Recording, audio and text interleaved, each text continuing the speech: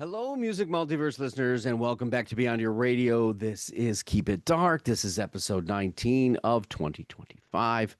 Tonight, we delve into the electronic darkness, a carefully developed, bleak cocktail developed to a splendor that kind of has that shadow over it. But it's still IDM, it's still dark synth playground that has that palette, has that depth of DJ architecture rooted in ambient, yes, of course, but more so glitch and the intelligence dance music that will not have that bubbly texture.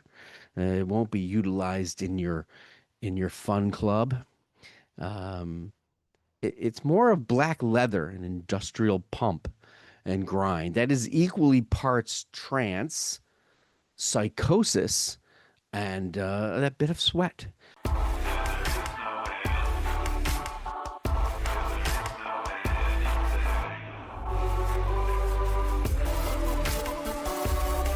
You don't go to the murky nightclub city for this one, no, but they'll play it.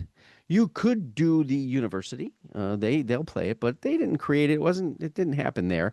It embraces and it's embraced by Euro impression and twisted dark industrial sense, but it wasn't created there either. It was actually created in Illinois, centralized in the land of cheese and the brewers, not the brewers of beer. No, the Milwaukee Brewers. That's all right. Hello, Wisconsin. But not talking about that 70s show vibe. No, no, no, no. We're going to four letters here. Lorn. Lorn. Forsaken, desolate, left alone and uncared for. Old English word Lorn, to lose. Keep it dark. Lorn. When it comes to darkness in electronic music and production, you can go to right off the unconventional and into the underground. And in that, you can get lost and completely devote to progressive avant-garde. And yeah, I've probably done that and, I don't know, on 100 occasions at least. But tonight we're dealing with an interesting electronic sculptist, kind of caught between the mood and the melancholy and melody of electronic and a twist of club and shadowy waves that create an unpleasant and emotional dark audio unease that caught him off guard when he was younger.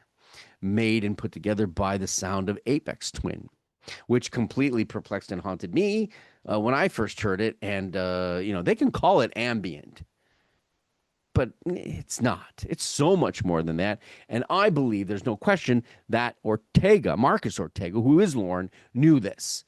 He knew that this was much more than just a person putting loops and shit together. This is composition. This is like that of composed orchestras where instruments are put together, right? But like they can be played by human beings, or in the case of Pat Metheny, they can be done by valves and progressiveness of what happens next.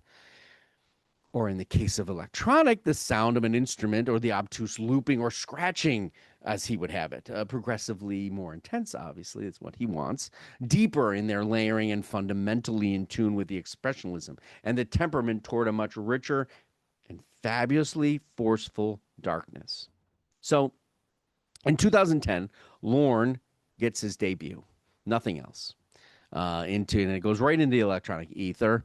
But this is into a paranoia type, an aggressive melancholy. How can melancholy be aggressive, you might ask? Well, there's such a thing, I think. And this deep sense of despair that seems to feel like it has a place amidst the Nine Inch Nails downward spiral, but also in a Blade Runner kind of soundtracky. And it's grounded in an eerie, futuristic ambient.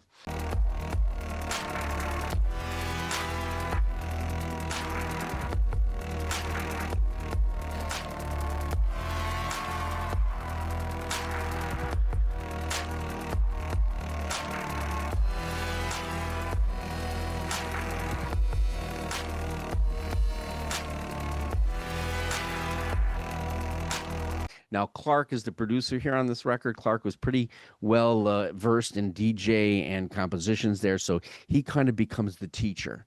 And it doesn't take long for Lorn to really become his own master. And that goes right into The album Ask the Dusk, which there's no question kind of is that real beguiled, dark, atmospheric push.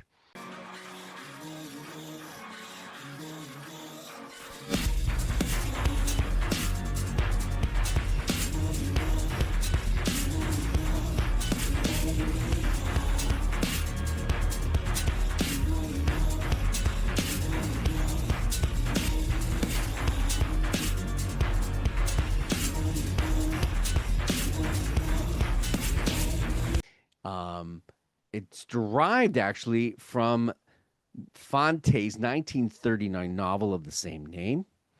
And it's really about the saga of Arturo Bandini. If you're not familiar, and I can't see why you would be, it's not on, those bestseller kind of lists. Um, Arturo is the alter ego of the author. And they're talking about the depth and destruction and despair of being a writer and the poverty that comes with it, the dystopian darkness and inner and external torment of being a writer. And there's no question that Marcos Ortega is a writer of music and an author of musical entanglements that seem to share pieces, shadowy circumstances, and life's inquisitions and positions that fall into that which makes us uneasy, potentially forgotten, insignificant, or his next album, once it puts it out there, confused and into positions that lead us to absolute nowhere, even though there's an attempted journey being done. So that is the next album, Maze to Nowhere, which most believe is a collection of intense and dark atmospheric sections that just never really had any cohesive piece. But is that the case here? Because I mean, take Acid Rain, for example.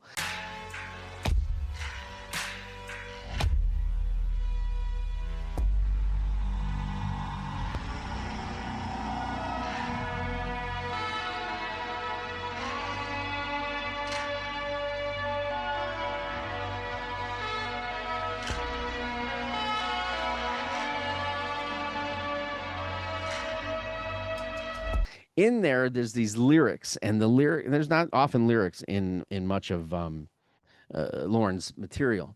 So daylight in bad dreams in a cool world full of cruel things. Hang tight, all you. Nothing like a big bad bridge to go burning through.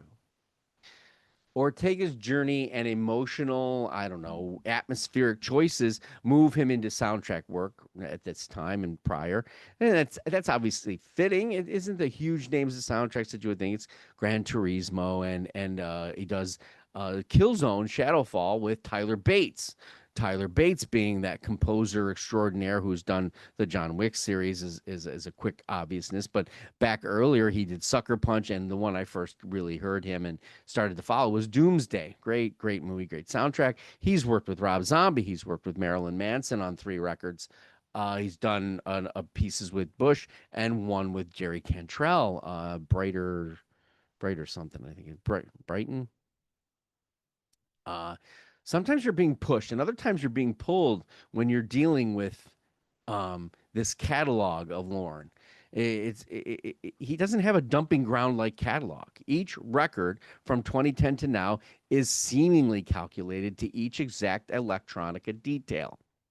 The pouring of soul and emotions, and the gathering and mixing of holding or exploding of sounds to bring you through an audio journey. There's a pulse or a heartbeat, and whether it's yours or it's Ortega's, is completely a unique experience for each listener. The audio temperament or distemperament is in the ear of the beholder, and that's why this kind of music.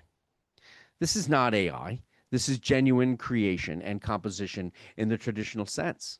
There's no question about it. And he has been around enough musical, industrial, and industry professionals and collaborators to know and grow into a vast expressionist that he is. He certainly has a pursuit of musical soundscapes from ambient to IDM, experimental, the soundtracks he's done, industrial, glitch, and dark synth. His music has been used in all kinds of television shows, although obviously in the bleaker sense, he's still like at Silicon Valley. You can go to CSI, or you can go as obtuse as Channel Zero.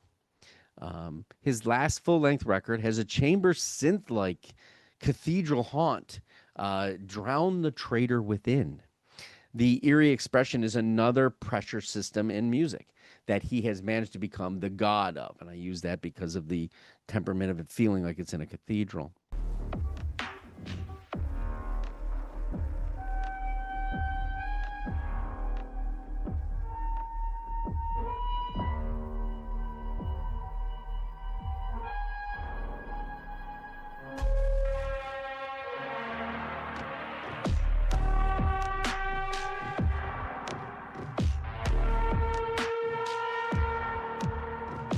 While the vastness and reach of the synthetic attachment to sound's melancholiness in the beat and the rhythm and ambience of audio creation is astounding, it feels heavy and it feels real. It has contemplative etherness, um, and a pulse that's living in each of the albums. It's kind of learning to grow and express and survive. Survive. That's really getting back to the beginning. While the name holds him to the thought process of being left alone and uncared for, in this Keep It Dark, the very creator and emotions felt by that in just about every solitary album hold true to actually the exact absolute opposite.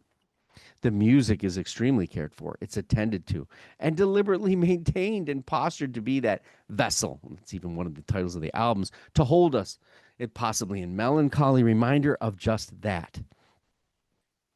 We're all in this level of uncertainty, somewhat forsaken in the grand scheme of things. But within our life, we have the potential to mold it against those emotions and develop a uniqueness that sounds like us, to be heard and appreciated throughout our lifescape, our journey.